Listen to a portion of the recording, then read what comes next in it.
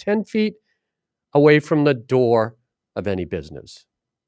So out in front of our office building, they're 10 feet from our door.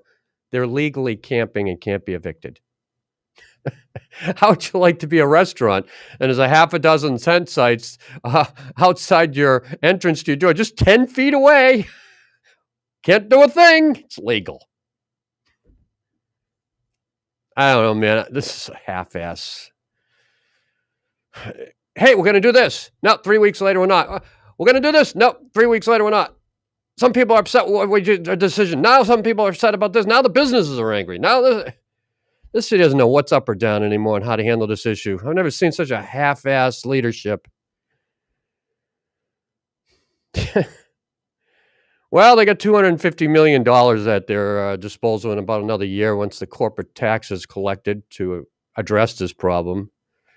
Am I being insensitive when I say maybe we should just buy a lot of buses and put them on a bus and then find a place outside the city, like in a desert near Mojave or something in California? And all the states, California, Washington, and Oregon, pool their money together and build a homeless city in one of these ghost towns that are not being used anymore. There are these towns that are very rural and not really close to anything.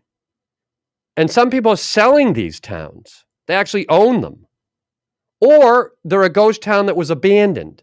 So you pull all your resources together, build a state-of-the-art facility that these people can go to get rehabbed and sleep until they're ready to re-enter the world. And it's like a joint Northwest California homeless city. So you don't have to try to find places in Portland Center to build these facilities. Is this too crazy? Am I thinking too far out?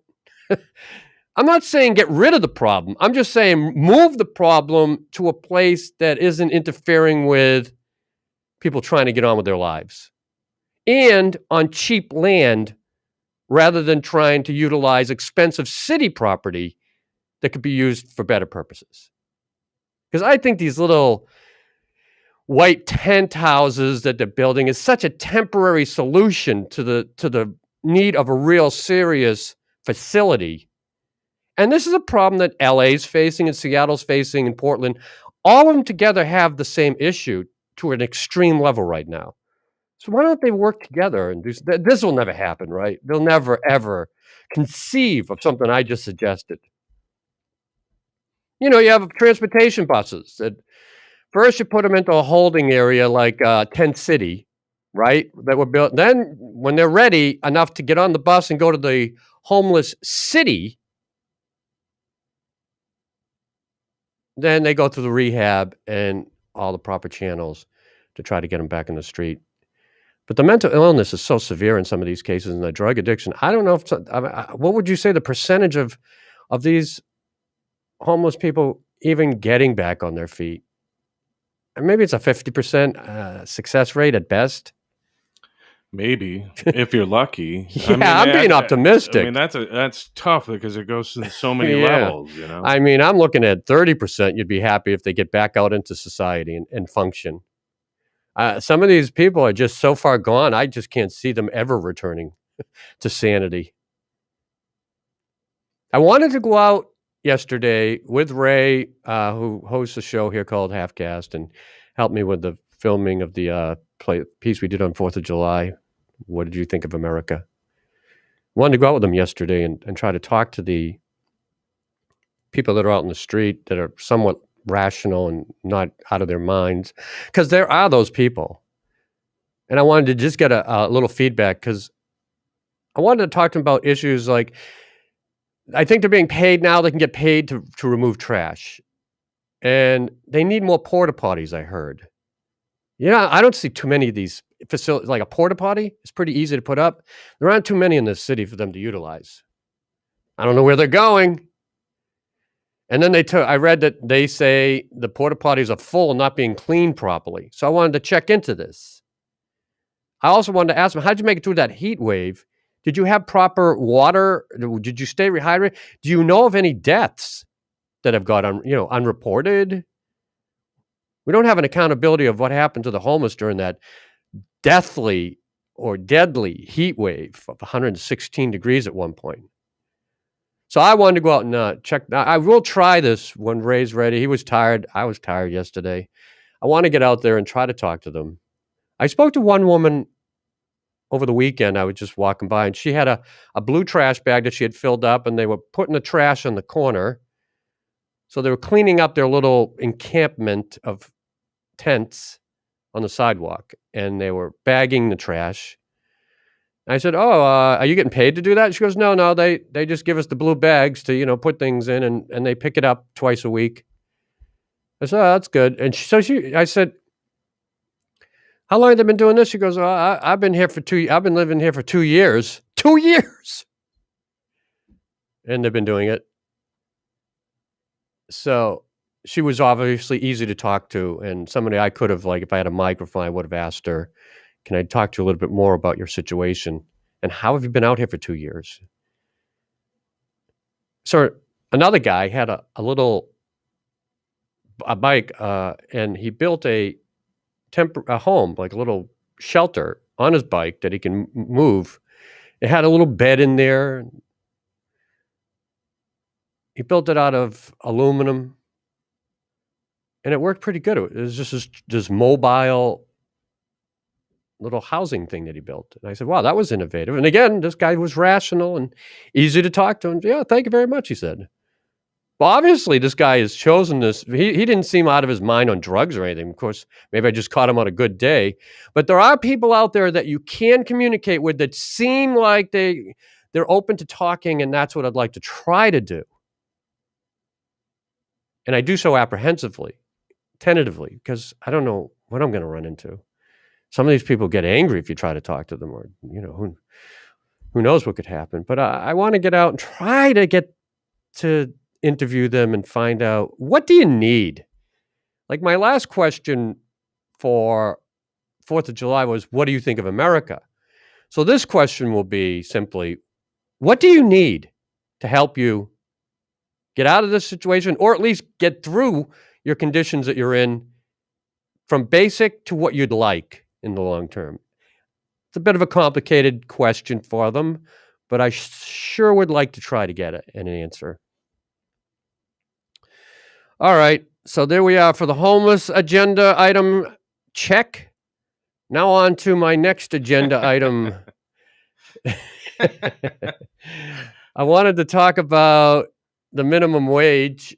Did you know that on July 1st, Portland's minimum wage went up to $14 an hour?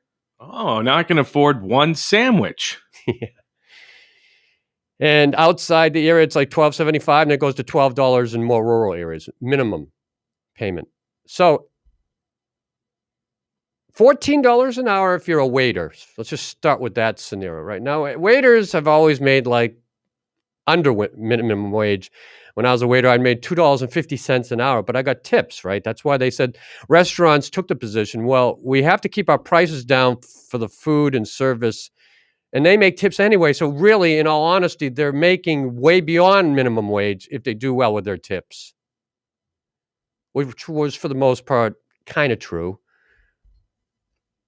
Depends on your shift and how many tables you could turn. But we were certainly making enough. And you'd be paid $2.50 an hour instead of $5 an hour or $5.50, whatever the heck it was back in the day when I was a waiter. But now restaurants are forced to oblige with a $14 an hour. On top of that, they get tips. And right now, it's pretty standard in Portland that they give you a little list of tips you can give, 15% being minimum, 20 and 25%. Or you can customize it and give what you want. But most people don't even see that or don't do it. So you go out now in Portland, and I'm telling you right away, I'm noticing it. Post-pandemic, new minimum wage requirement. menu prices have skyrocketed. I mean, I'm talking way up. That's what I'm saying. I went to a sandwich place the other day, and I'd been there before, and I think a sandwich was like $11 at that time. It's a pretty big sandwich.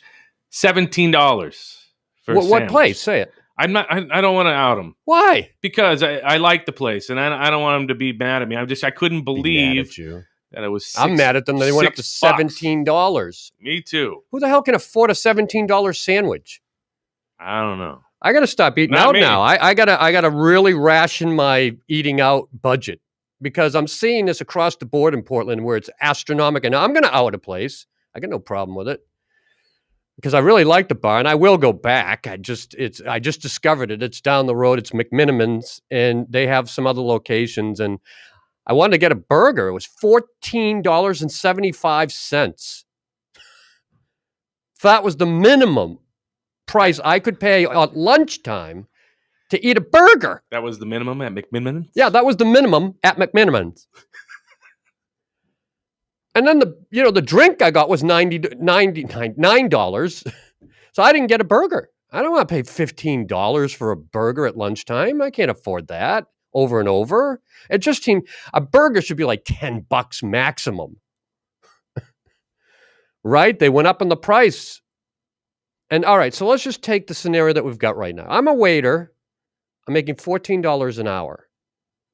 I serve 3 or 4 tables. Let's just say 3 tables, right? At an hour. Pretty good. You can do that. On the average, with the price of food items now on menus, you could easily turn a table that's done at least $50 to $30 to $50. Easy. Then you throw in a 20% tip on a $50 tab, and you get a $10 tip on top of your $14 minimum wage, 3 times in that hour, $30 in tips, $14, you've made $44 an hour in, say, a 5 or 6 hour shift. $40 to $50 an hour they could make. In Europe, they've been doing the same scenarios we're doing here now for years and forever. In Europe, they pay a minimum wage like we've got now that's very well paid. So people don't tip in Europe.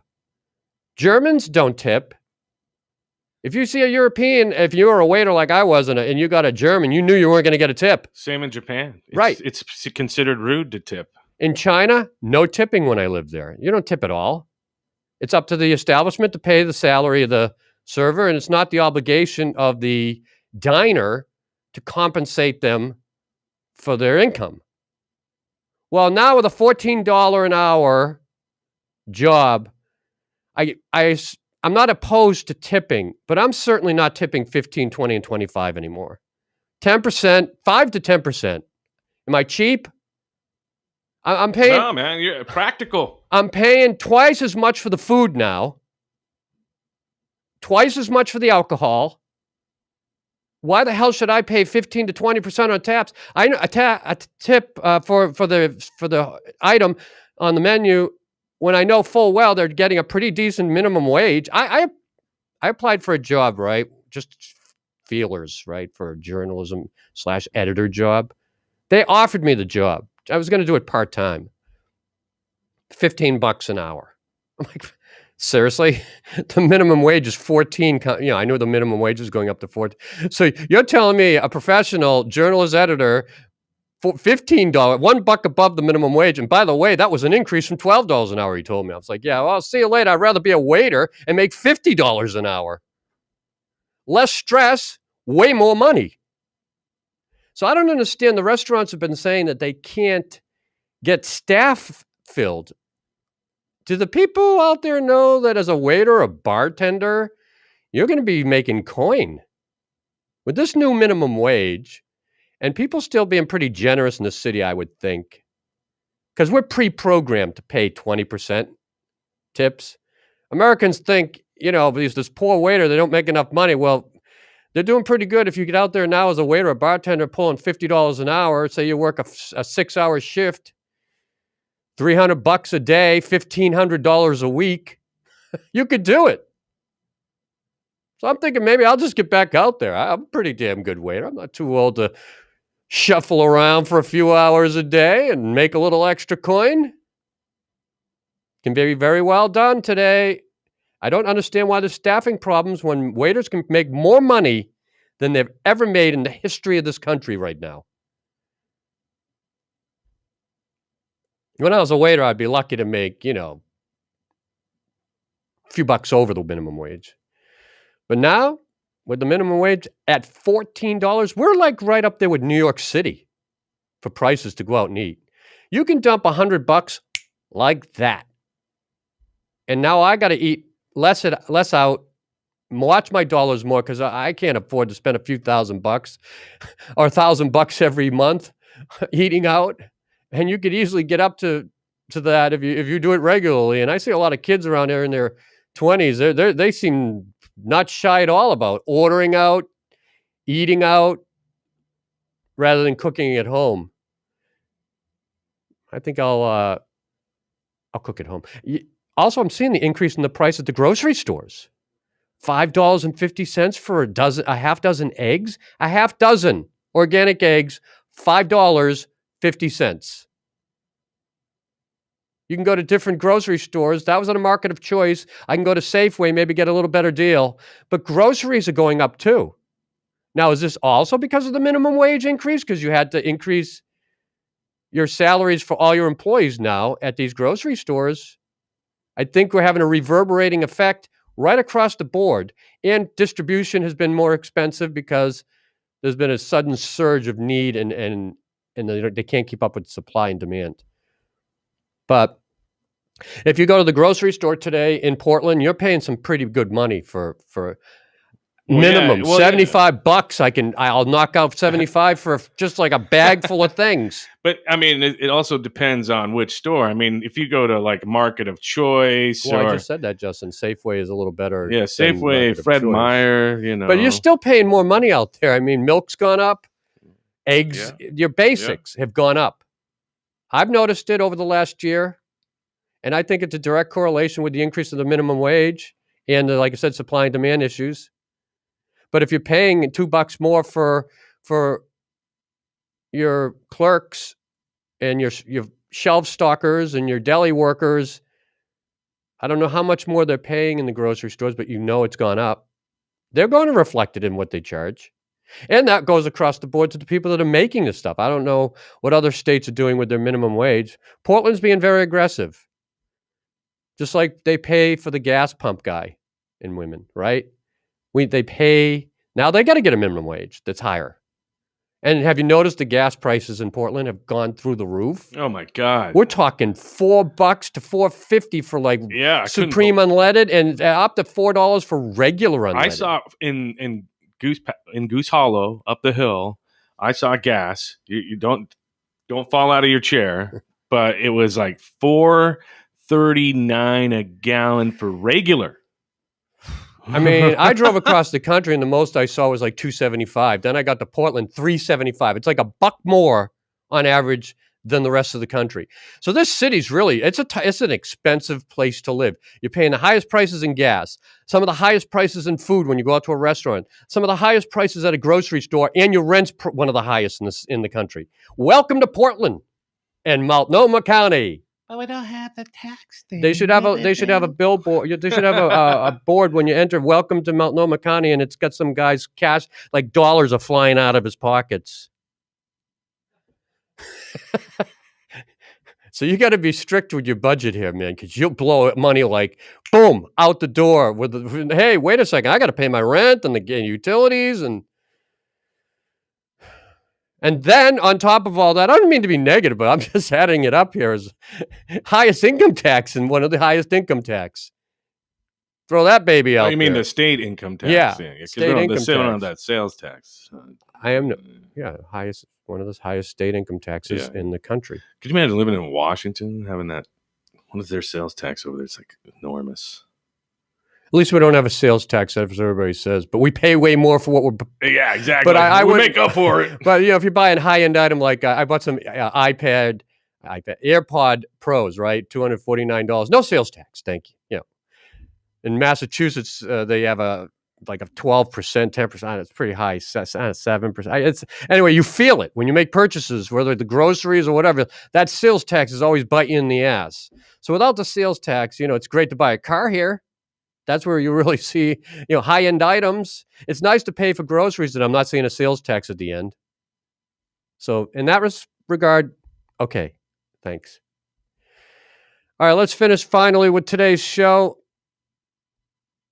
My movie review and my new discovery in Portland that I hadn't realized.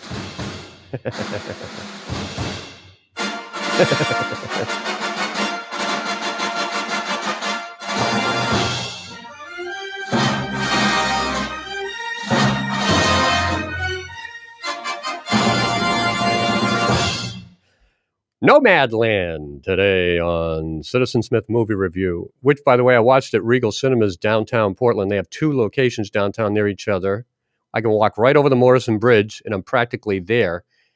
And I didn't know Regal Cinemas was located so conveniently downtown to me because I've been driving to Cinemark and the Century Theaters over in 82nd Avenue, which is a great facility, and they have nice stadium style, but also the Regals are great. And you know what I found out about them? One of the Regal locations there specializes in independent films, art house films. So you can see things like Minari and Nomadland, which streamed right through the main studio locations or the main cinemas. So I love art house films and independent films. And I didn't know that Regal Cinemas downtown had one location specializing in them. So now I know where I can go, and I can just walk right over the bridge, and I'm there, and I'm very happy. I thought I missed Nomadland. It came and went right at the big cinemas. Then all of a sudden I'm walking downtown. I go inside the theater, and there it is, the Academy Award-winning picture starring Frances McDermott. Did I pronounce her name right? Yeah. And great actress, of course. Directed by Chloe Zhao. Based on the book by Jessica Bruder. The screenplay adaptation by Chloe Zhao and Jessica Bruder. Also, of course, Frances McDormand won Best Actress.